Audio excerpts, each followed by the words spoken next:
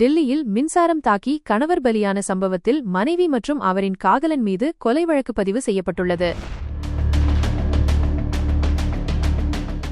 டில்லியின் துவாரகாவில் வசித்து வந்த 36 வயதான கரண் தேவ் மின்சாரம் தாக்கி மயக்கமடைந்ததாக அவரது மனைவியும் கரணின் மாமாவின் மகனும் அவரை மருத்துவமனைக்கு கொண்டு சென்றுள்ளனர்.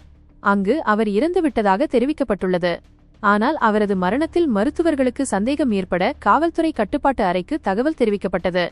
இதற்கிடையில் கரண் தேவின் பிரேத பரிசோதனை அறிக்கையில் கரனை மின்சாரம் தாக்கி கொலை செய்வதற்கு முன்பு தூக்க மாத்திரைகளை கொடுத்து மயக்கமடையச் செய்து இந்த சம்பவத்தை மனைவியும் மாமா மகனும் செய்துள்ளனர் என உறுதி செய்யப்பட்டுள்ளது. இருவருக்கும் இடையே நெருக்கமான தொடர்பு இருந்ததும் அதனை கரண் கண்டறிந்ததும் இந்த கொலைக்கு காரணமாக தெரிவிக்கப்பட்டுள்ளது. மருத்துவமனையில் கரண் தேவை முதலில் பிரேத பரிசோதனை செய்ய குடும்பத்தினர் சம்மதிக்கவில்லை.